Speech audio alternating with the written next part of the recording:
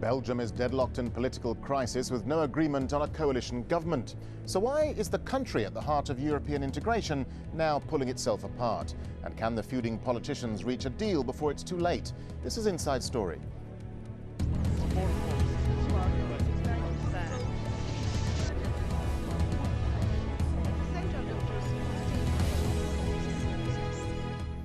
Hello, I'm Darren Jordan. Well, it's the junction of Europe, but now it's threatening to split. 6 months after a general election, Belgium still has no government, and the stalemate of forming a coalition could see the country broken into two for good.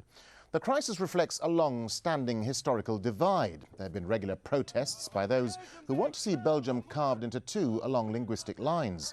60% of the people, Flemish speakers, occupy prosperous Flanders in the north. The rest live in poorer French-speaking Wallonia in the south. Well, last month, the cultural split spilled over into Parliament and led to Francophone MPs walking out. Well, the linguistic divide causing a political impasse in Belgium can be traced back partly to its previous rulers. Belgium gained independence from the Dutch almost 200 years ago. Well, prior to that, it had been occupied by the French. Belgium, with a population of 10.5 million people, is nestled between France, Luxembourg, Germany and the Netherlands. Its Flemish speakers, as we've said, are the majority, with the French-speaking minority living in the south. The capital, Brussels, links both communities. It's a mostly French-speaking city, but it's in the midst of the Flemish part of Belgium. Well, the city actually deserves a special mention. It's the de facto capital of the European Union, playing host to the headquarters of most of the European Union's institutions, including the European Council and the European Commission. The headquarters for NATO adds still more to Brussels' significance as an international centre.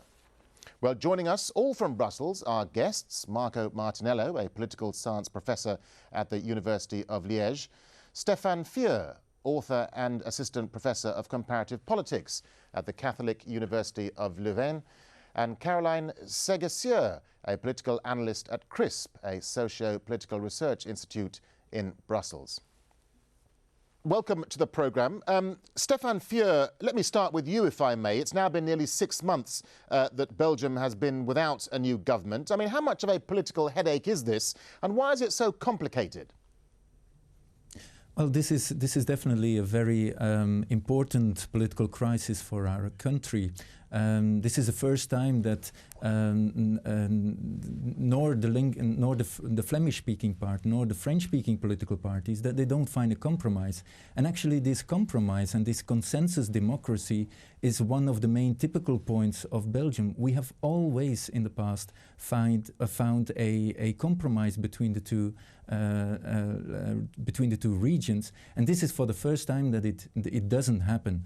And this makes that all of a sudden clear that our constitutional model it is well possible that our constitutional model comes into a deadlock, as we've seen now for the last 170 days.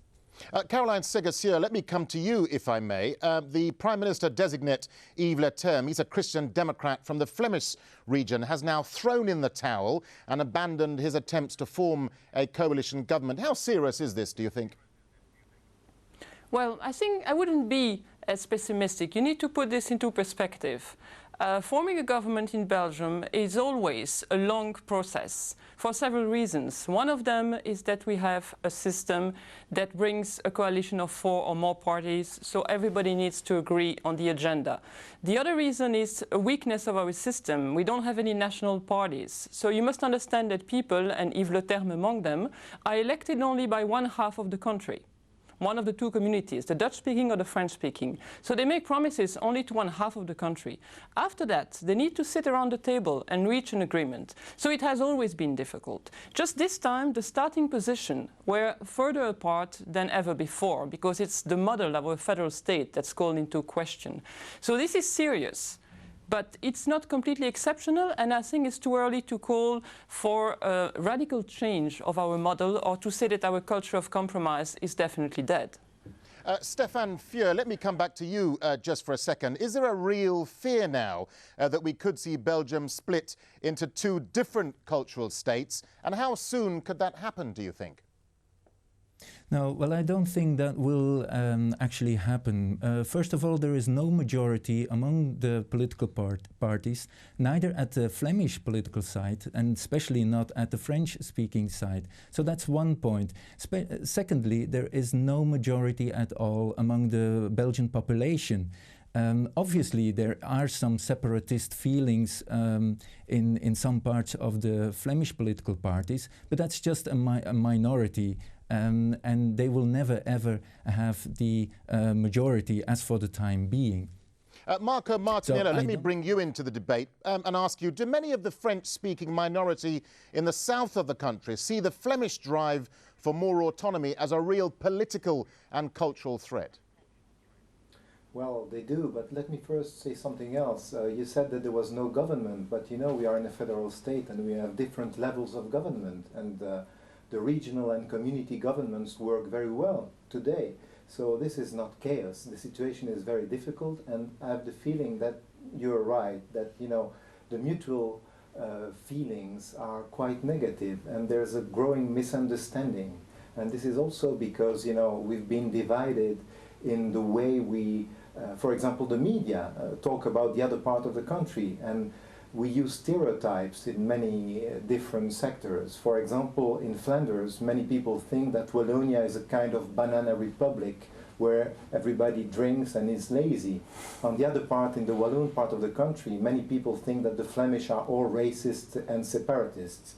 And of course, we should try to reconcile these two parts of the country, and I would say the three parts of the country, because you mentioned Brussels, which is really the link between the two parts of the country. OK, let's just go back to Stéphane Fieux for a second. I mean, Marco Martinello makes a very interesting point. I mean, does Yves Le Terme's failure to form a coalition government reinforce the possibility that a federal administration is no longer possible? No, well, the situation is very peculiar for the moment, because obviously Yves Le Terme, the political leader who gained 800,000 preference votes at the election in June 2007, is no longer having the initiative to form a new government, because the king has asked the current prime minister to see for to look for a solution so that we can get out of this political deadlock. And I don't think that this situation has been, or that situation has deteriorated since last Saturday, since Yves Le Terme returned his mandate to the king. But the good thing about this situation for the moment is that there is some clarity that the actual coalition formation talks that they were trying to build, the obvious coalition from the elections in June 2007, that this is no longer a possibility. And that now the current prime minister is taking the initiative to try to find a compromise once again between all the major political parties. And I think that the current prime minister will have to include the socialist political parties as well, to discuss on the further reforms of the state and to give a certain autonomy to the regions, as the Flemish political parties ask for, and to give something in return to the French-speaking political parties, for instance, the enlargement of the Brussels capital region. Caroline Segas, let me come back to you, because isn't one of the main problems that there is no one political party that bridges the cultural and political divide? I mean, all the parties are essentially aligned either to Flanders in the north or Wallonia in the south. Yes, that's correct. And in my opinion, it's one of the major sources of our current problems. What I would like to say is that we are facing two problems. One has to be solved immediately, is how to go on managing the country.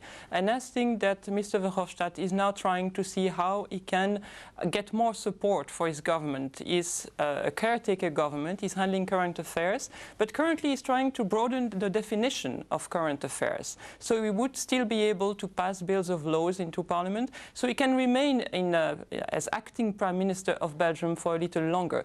And I think there's a wide consensus among all the political parties to give him the support he needs to go on governing Belgium a little longer. So that gives us a little more time to think about how we're going to make the new government and how we're going to make this institutional reform, a reform that now everybody agrees is needed.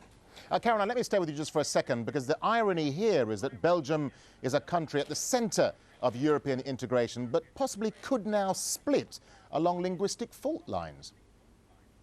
Well, I wouldn't say it could now split along linguistic lines, because it's still very difficult to imagine it. I think right now it's still more difficult for us to break apart than to go on living together. But otherwise, yes, and probably there is no contradiction there, because so many things are actually handled at the European level that it makes it so, it makes it less necessary to have a state. For instance, we now have the single currency, the euro. If we didn't, if we still had the Belgian franc, then we would be under tremendous pressure to get out of this crisis, because our currency would be losing its value. As it is, we don't need to worry about this. So the fact that the European Union is taking care of so many matters, and as Marco pointed out, the fact that we have working government in the regions and communities of Brussels is actually making it possible for the crisis to go on for longer than in the past. Well, it's time for a short break now, but when we come back, we talk about possible solutions, if any, to the ongoing crisis in Belgium. We'll also discuss the implications of the political deadlock. Stay with us.